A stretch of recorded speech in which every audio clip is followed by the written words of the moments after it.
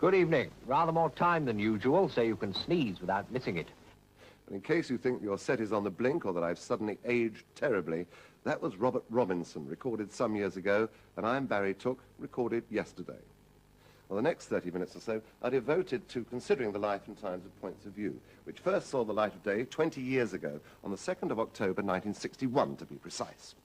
But in those days, a postage stamp cost 3 old pence, and according to the Prime Minister of the day, Harold Macmillan, we'd never had it so good. But people still grumbled.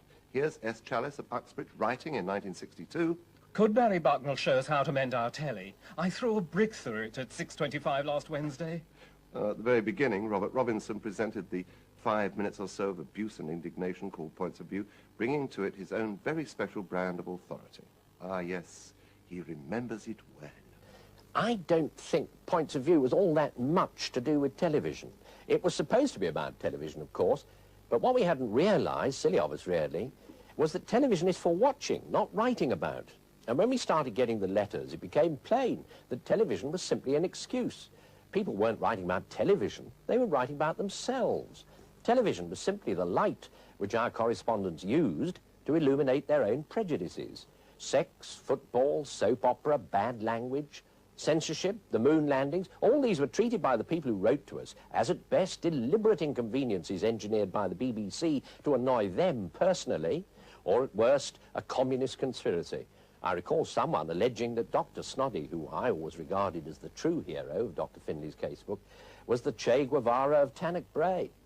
When we first started, it was Rowan Ayres's idea, I think. He was second in command of the then presentation department, now runs panel games for kangaroos in Australia. When Rowan and I first began, producers were terribly upset because of the awful things we let people say about their programmes. But after a bit, if a week or two passed and their stuff hadn't been mentioned, they'd peep shyly round the door and ask if they'd done anything to offend us and would we please start insulting them again. In between fielding the prejudices and shying them back at the audience, we'd chop the actual programmes up and rearrange them. When I say we, I mean Jim Franklin, the demon film editor. We once rearranged a conversation between the Archbishop of Canterbury, General Norstadt, Edward Heath and Pandit Nehru, only we cut out all the words and left in just the ums and ahs.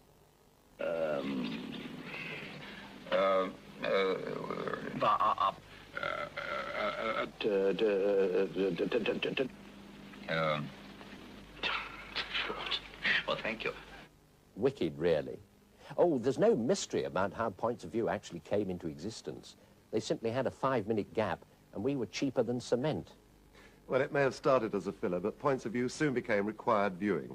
I mean to say, what a chance to let off steam. The announcer said, and now we have half an hour of comedy with Dick Emery. A pack of lies. We had 21 minutes of assorted musical acts and 9 minutes of comedy. The high-speed gabble which preceded the tennis at 1:35 daily was utterly boring and supercilious. Watch with Mother is giving children bad habits. Mine are blowing bubbles in their soft drinks because they've seen Andy Pandy do it. Nearly the end of civilization as we know it. And if Andy Pandy was a dangerous model, the flower pot men were downright subversive. If Mr. Legg of Isleworth, writing in June 1962, was to be believed. I think a lot of people will agree with me when I claim that the dialogue of the programme is definitely not suitable for children. Dialogue? Oh,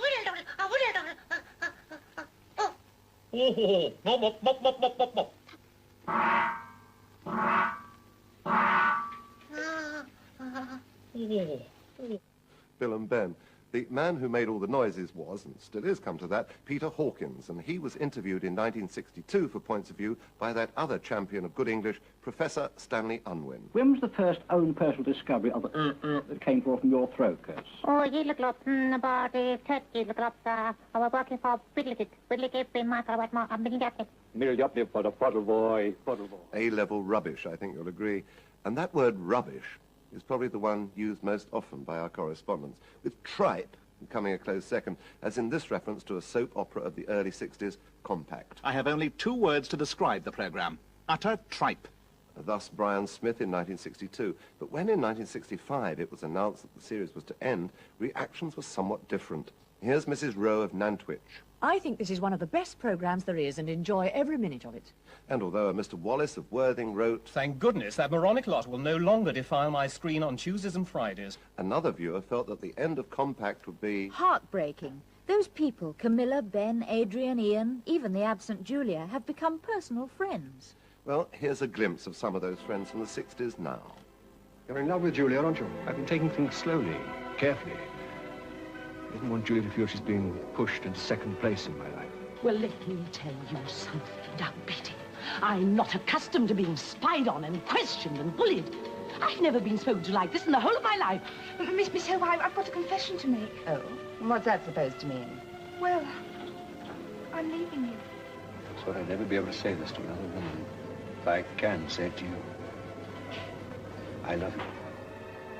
Compact, which, along with the Newcomers, United and Dr. Finley's Casebook, not to mention Dr. Kildare, kept the flag of cosy television flying in the 60s and 70s. But are the 80s so far behind? Angels, Blake Seven, Mackenzie, all have racked up huge audiences. And as for Triangle, well, it was an absolute winner, even if the folk who wrote points of view about it were less than euphoric. For instance, Alistair Wilson of Marlborough says of Triangle, It's about as entertaining as a brick. And here's our Jane Noyce of Plymouth. After watching several episodes of the BBC's latest offering, Triangle, I have come to the conclusion that it is utter claptrap. But a Mrs. E. Houghton wrote on the same day, What's wrong with me? I like Triangle. and Jackie Smith of Farnborough wrote, I agree that the acting may not be in the same class as Clark Gable's performance in Gone with the Wind, or even the sheep in One Man and His Dog, but I find this series highly entertaining and very enjoyable to watch. and with Kate O'Mara on display, enjoyable to watch it was for many.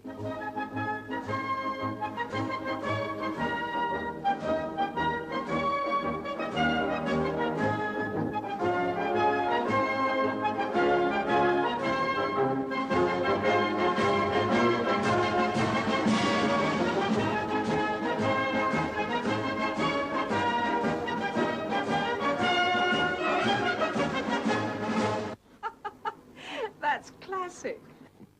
Indeed, and a brand new series of Triangle will be back next spring.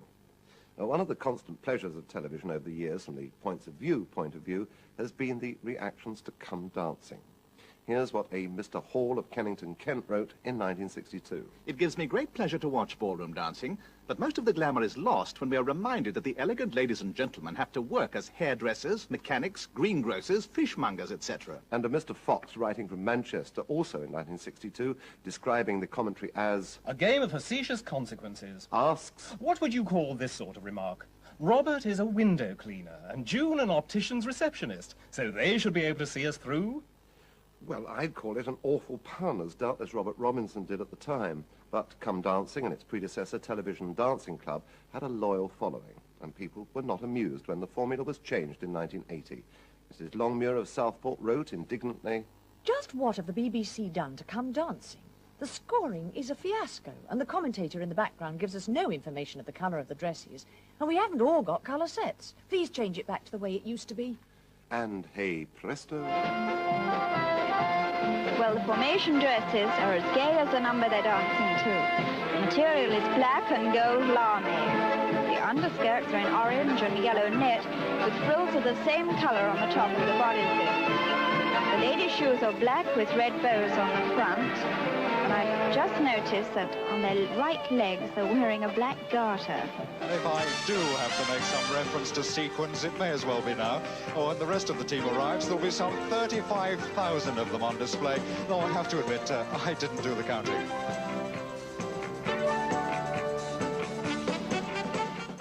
All those years of Come Dancing. You know, it's easy to think of television as being merely the provider of trivia for the unthinking, but television at its best is thought-provoking, anger-provoking even, as Points of View over the years has demonstrated. Viewers do get provoked. Here are some comments on the Wednesday play, a play called On the Eve of Publication, vintage 1968. Filth. Human scum. Slime of the pit. Well, looking back, it's hard to remember what caused such violent reactions. On the other hand, who does not remember Cathy Come Home? Because even if you didn't see it, it's become one of the most discussed, written about productions ever made by the BBC. At the time, October 1966, these comments were typical. Cathy Come Home by Jeremy Sanford provided a much-needed airing of Britain's dirtiest linen. It is disgusting to show England up in this way. And this from a Mrs. Taylor of Orpington. There is nothing more rousing than when people are confronted with the truth. But of course the trick is to know the truth when you see it. However, Cathy Come Home still packs a punch, even today. While Cathy was indicting the country's housing policy, Alf Garnett was fulminating against everything in sight. Johnny Spate's intention was to expose, through Warren Mitchell's Garnett, the horrors of bigotry. What Till Death actually did was to confirm people in their prejudices. That's the trouble with this country, we're too bloody soft. We'll never have a proper democracy here unless we shoot a few people like your Russians. That remarkable creation, Alf Garnett. But what did the Points of View correspondents make of Till Death Us Do Part when it first appeared as a comedy playhouse production in 1965? I seldom laugh, but this was marvellous. We've just picked ourselves up off the floor. We laughed so much. I have never heard such disgusting language in all my life. Well, thus, Till Death Us Do Part. As much a part of the 60s and early 70s as this.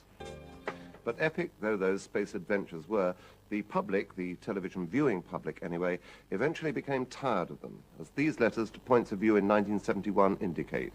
People don't want to see idiot Americans dancing about on the moon. James Burke has told us 35 times about the wheels on the moon rover. We get this dreadful moon business thrown at us in every show except Lulu and rugby football. Why not combine these three and bore us stiff all at once? And by the time the Apollo program came to an end, it was generating about as much excitement as the weather chart. Well, less really, because both weather and weather forecasters are constantly on the tips of our correspondents' pens. 1962. Are the weathermen really necessary? They tell us about the weather we've already had, and they go on to tell us about the weather we're going to get. I know about the former because I've been out in it. And as for the latter, I just take notice of my bunion. And 1967. Tell me, has Bert Ford just been prodded awake when he reads the weather forecast at lunchtime? Bert Ford, a man made dour by long exposure to the elements, was urged by one viewer, A.J.E. Joyce of Ferring in 1971... to give us a smile occasionally. Robert Robinson takes up the story. Bert's smiles are not lightly bestowed. The last authenticated chuckle was in 1934, but we have prevailed on Bert to come in specially and do one for us. Are you ready, Bert? Yes. 1, 2, 3, go. Now, over the years, Points of View has had many presenters, including Alan Bryan, Alan Melville, Steve Race, Beryl Cook and Alan Bennett. Robert Robinson started the whole thing off and clocked up by far the most appearances, but another Robinson, Kenneth of that ilk, and no relation to Robert, held sway from October 1965 until August 67. Here, he has recreated the look and the feeling of the programme when he was in the chair, or rather, on the piano stool.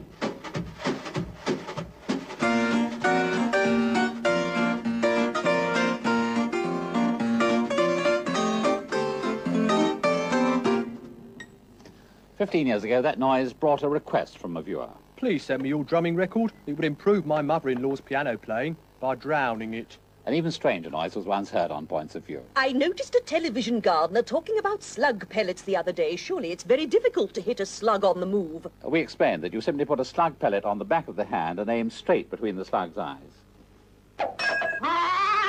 It still doesn't seem quite fair. And from slugs to bananas, which very much upset somebody who'd seen a dramatization of The Woman in White. In this 19th century play, you showed a bowl of bananas, which had not then reached this country. Yes, we had no bananas until 1909, and that's what I said in reply, and next week a letter poured in. Why, oh why, do you have to make cheap music hall jokes? I myself have been married into the banana business for 20 years. Neither my husband nor I can see anything to laugh at in a banana. You never know how you're going to offend people. We had a kindly inquiry. My wife says we never see you below the waist. She'd like to know if your trousers are exactly the same as your jacket. Well, they were not, I explained, because... thank you, darling. They're not the same, you see, because the holes for the legs are, in fact, bigger than the holes for the arms. And after that helpful explanation, I got a furious letter from a schoolgirl. Dear sir, I think you're a simply horrible person calling that girl with your trousers, darling. My mother says you're a married man. Those were pleasantly moral days, though one viewer made fun of a comment we kept on getting. Sex, sex, sex, nothing but sex. PTO. That's what we want. Nothing but sex. And Mary Whitehouse complained, not about that, but about this letter referring to the Boy Scouts movement. I saw a reference in a programme the other day to the Book of Outdoor Hints for Boy Scouts. I bought a copy and couldn't believe my eyes at Chapter 7, How to Make Friends with the Birds, and Chapter 9, Which Way is Camp? I'm enclosing the unbelievable campfire song. It was called Never Let Your Braces Dangle, a lovely sentiment. And talking of music, another comment. The other night you showed us a man in a bowler hat smoking a cigar and playing the most dreadful jazz. Could we please have more ordinary music for ordinary people? Sir, is the sort of thing you do really a service to viewers? Well, yes, sometimes it is. As I sign off for now and probably forever, I'm reminded that last time I did Points of View in the 60s, I was giving a special service to two very special viewers, and this is how they appeared on the screen at that time.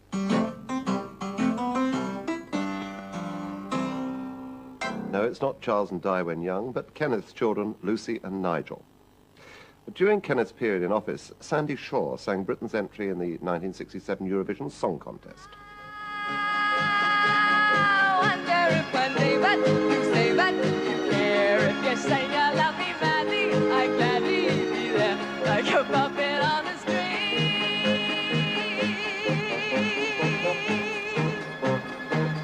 Like a puppet on a string. Thank you. And Mrs. Venables of Brighton commented, Why doesn't Sandy Shaw keep her hair brushed back? She has such a cute face and a good bone structure. how true. I'm constantly amazed by the number of teeth that popular singers have. Mouths full of them. Well, Miss Shaw had plenty to smile about. She won. In 1981, poor old Norway... Well, here's Geoffrey Marsham of New Barnet on the subject. Dear Mr. Tooke, the Eurovision what? The final stages of this soporific programme were enlightened by one consideration. Can Norway strike another blow for the Guinness Book of Records and remain at 0? Yes, they did it. Is it possible to hear the Norwegian effort again to check if it really was that bad? Yes, it was, and here it is.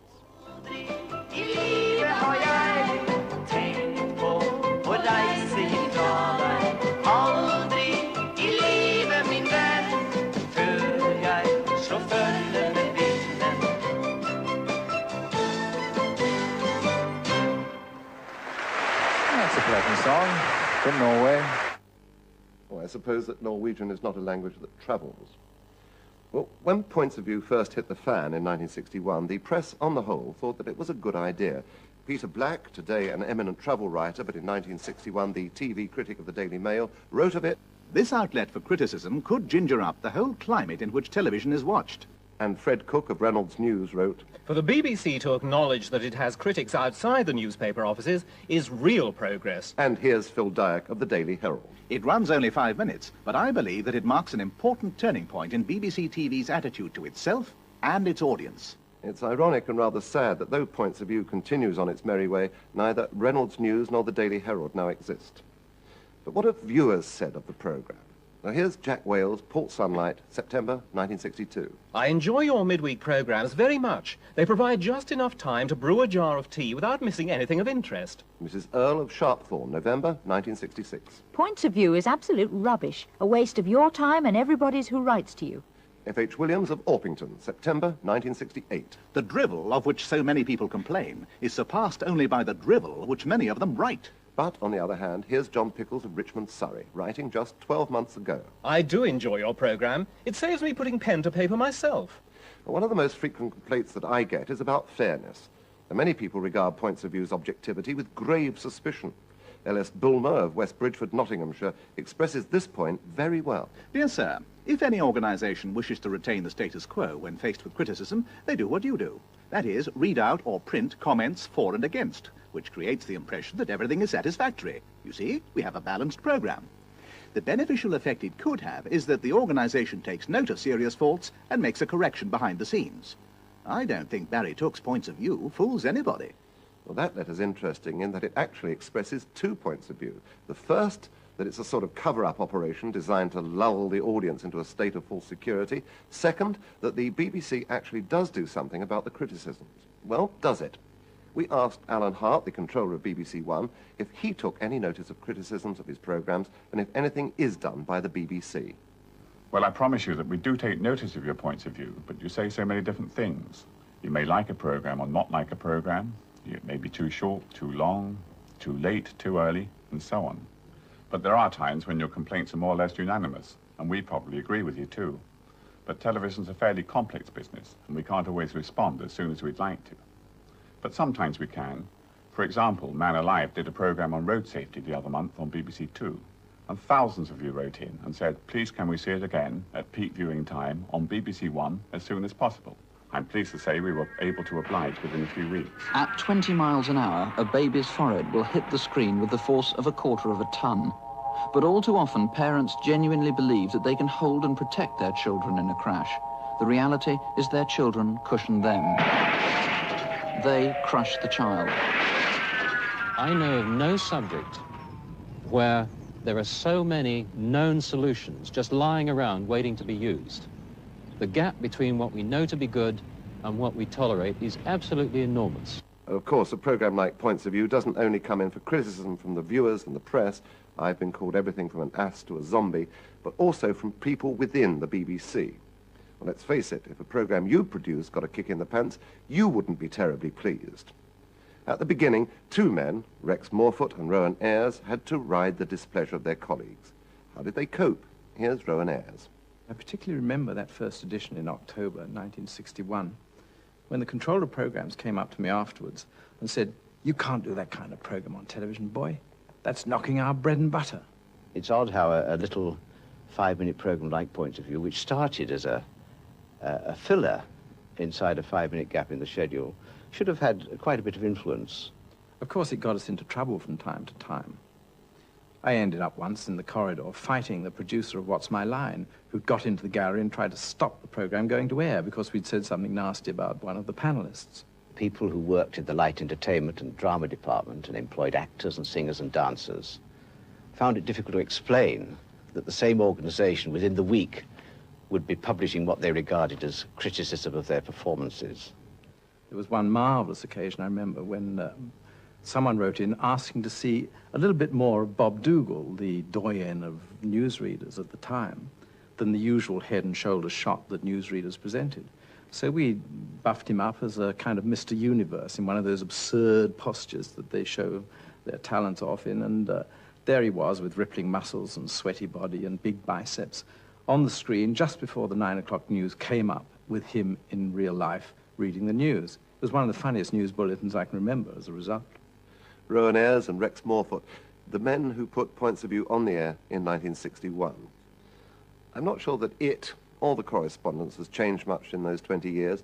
For every pro, there's an anti. For every hooray, there's a boo. Not the 9 o'clock news is a case in point. From the moment it first appeared, it was either praised to the skies or fiercely attacked. Sir, I feel compelled to write to you to complain of the utter filth my wife and I witnessed in tonight's programme, Not the 9 o'clock News. Well, that was from Mr. J.R. Wakelin of Nottingham. The next week, we received this letter from Ron Turner of Harold Wood, Essex. Dear Barry, I agree with a viewer who wrote to say that Not the 9 o'clock News is filthy. I wouldn't miss it for anything. Well, Points of View gave Not the 9 o'clock News a lot of coverage, and in return, they did this. This week we got a flock of letters concerning the test card. Miss J of Putney says. Well done, the BBC. Another winner. And Mr. Pittman of Camberwell adds... The test card is quite magnificent. It justifies the license fee on its own. Personally, I think the fee is far too low. I would willingly sell my house and all its contents to help the BBC. Griff Rhys-Jones as me. Ever since that first appeared, I've been asked if I minded the parody, and the answer is I loved it. And I was equally delighted when I received this letter last year on a subject which hadn't previously signified much to me. It says, Dear Barry Took, watching your programme for the first time this evening, I was enchanted to see that the letters you used on the screen were genuine originals rather than a TV mock-up supposedly produced to make writing more legible. There before my very eyes were your kind, impulsive, revengeful, patient, generous and curious viewer writers. I can hardly wait for the next programme. And the letter was signed by Diane Simpson, a handwriting analyst from Chester, who is with me today in the studio. Diane, how can you possibly tell people's characters from their handwriting? Well, everyone changes the handwriting from the way that they're taught to write. And I relate those changes to personality traits. And does that apply to everybody, whatever station in life? Well, a certain newspaper decided to do an article about handwriting analysis, and I was given a piece of writing and the information he was British and aged between 20 and 40. I did the analysis, a nice enough chap, nothing spectacular. The two things that stood out were that, one, he seemed to want rather more living space. At the lifetime of writing. And secondly, he had the ability to be rather pleasant to people who either bored him or he disliked. Right. But But nothing. you didn't know who this person was? No. You just had a sample of the writing? Not until it appeared on the front of the Yorkshire Post, and it was Prince Charles. Charles. But tell me, I mean, were you right there? Well, I like to think I was, and the confined living space, he was on board ship at the time of writing. I didn't have any upsetting letters from anywhere. Right. Just as well as you'd be in the town, we'd be doing this as an outside broadcast. Well, of course, we've asked you here to talk about some of the letters that we've received on points of view. For instance, this one here, it comes from Caroline de Grey of Sunningdale. What do you make of that? Well, a dramatic letter, and a dramatic lady. I would suspect Caroline de Grey can act, in fact. Very creative, very artistic, super letter, beautiful layout. That full stop at the end of the signature would also indicate that Caroline de Grey can't resist taking the last word. Oh, I see. If you put a full stop after your signature, last word time. I see. Well, here's another one from a younger person. Yes, Stephanie Rogers. A lot of pressure in this writing, emphasising the words in just the right places. This letter was all Stephanie's own work. And I rather like the way she hesitated in the middle of the word adore. That was one word she didn't want to misspell. No, she really tried hard on that one. She did. Let's get that. And we have one, a totally different one. This comes from a Colonel Baisley. Yes, Colonel Baisley. A lot of accuracy. He's very, very bright. A lot of detail in it, caring keystrokes, a rather nice man. But I think this letter was written tongue-in-cheek. The top line is written on an upward slant, and this tells me that when Colonel Baisley sat down to write this letter, there was a smile on his face. Well, I hope there still is after you've analysed his letter. Yeah. Anyway, thank you for being with us, Diane. We end, though, with a letter written on the 4th of June, 1962, by Mr. G. Summers of Portsmouth. I think your programme is one big confidence trick. I bet you don't look at half of the letters and invent most of those you use. And all you do is sit in front of the camera and prattle. Absolutely right. And on behalf of all the prattlers of the past 20 years of Points of View, may I say thank you all for writing. I'll be back next week at the usual time of 8:50. Until then, good night.